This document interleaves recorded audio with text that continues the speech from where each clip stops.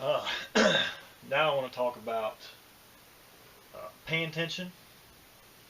Another kind of lesson that I've learned um, is paying attention is important, and it should probably be higher than you think. Uh, when I first started trapping, and I think a lot of guys fall into this uh, trap. I don't know. It seems like it when you go online and look around and read forums and read advice that experienced trappers are giving to younger trappers.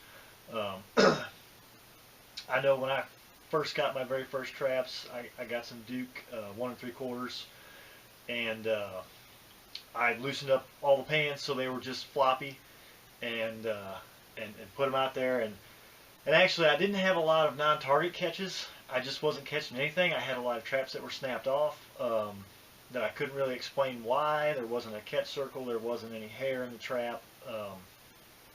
And I've come to believe that at least some of those were probably actually frost, or even just the weight of the dirt that I sifted over the top of the trap. It didn't set the trap off immediately. Obviously while I was there I would have known it, but over time, moisture in the air, a little bit of rain, whatever, just the environmental conditions actually probably set some of those traps off, and no critter ever got anywhere close to them. But anyway, I set them real loose. I ran a real light paying attention, and I think a lot of guys do that in the beginning because you want that trap to go off as soon as that critter steps on it. You think that trap needs to go off immediately. And I had listened to Clint Locklear on Trapper Radio, and I had read countless different threads and different forums that a guy would go in, a new trapper, and say, I'm not getting good catches, kind of the same thing I was getting. I'm getting snapped off traps and I don't understand why. And some of the older trappers would get on there and give them advice and say you need to increase your pay attention because that's bad to have the pay attention that low. And so I knew, or at least I had an idea that I was probably doing something wrong, but it's really, really hard to resist. So um, after struggling a little bit with it, I did hear that advice again through one of the forums or something, and I thought, that's probably what I need to do. One of the things that I need to do to help me, be more successful. So I did. I bought a Sullivan's trap tester. You can see it right here. It's a real simple device. It's got a steel rod, some PVC up here, and there's a spring inside. And each one of these black marks is a pound.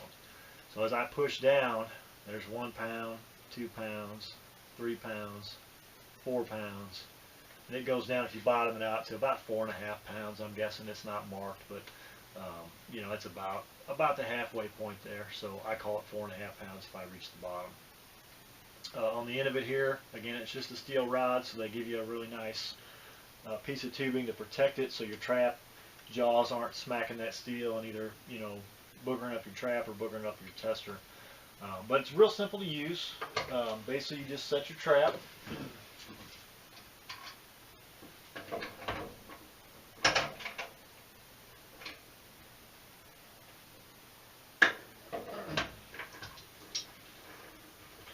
And this one's an MB550.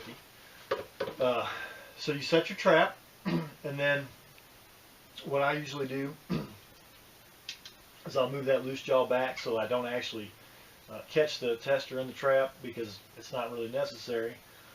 And I put it right in the center of the pan so you can see that I've got that right in the center of the pan, which is where I want to get my reading from. And then all I do is just start to push down. There's 1 pound, 2 pounds, 3 pounds. Whoop. And just right at 4 pounds, you can see there, I was just right at that 4 pound mark when that trap fired. So that's a pretty good pay attention in my opinion. This is a factory MB550. I have not modified it at all. They've got that slope dog and the night latch there. And honestly, I don't even know how to increase the pay attention on these traps. I've seen a couple of videos where guys would take this dog right here at the end and bend it down, and I think that decreases the pay attention on them because it changes the angle. at which that night latch is sitting, but increasing paying attention on them, man, I couldn't tell you. There's probably a video on it somewhere if somebody wanted to do that, but at 4 pounds, I wouldn't want to increase the paying attention at all. I think it's just about fine. Another thing that I see guys do a lot, or I hear a lot, is just use a hammer, and that's a valid way of doing it as well.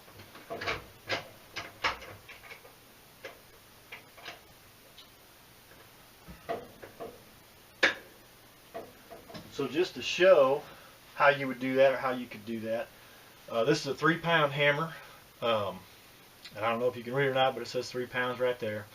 Now, when you're using a hammer, the hammer method, you know, don't forget that, you know, the handle weighs something. So the 3 pounds is the hammer head. The handle weighs something. It's not nothing. It's not heavy, but it's not nothing. So I actually weighed this hammer, and it weighs about 3.8 pounds. So it's almost 4 pounds here. But we were right at 4 pounds on the trap tester. So let's see. We'll set it right on the pan and let it go.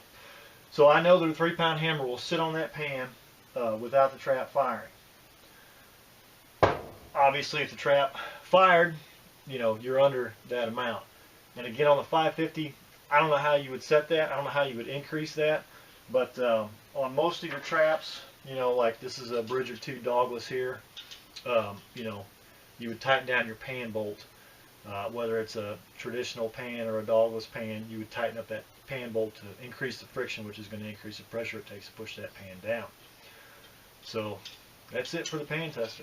Thanks.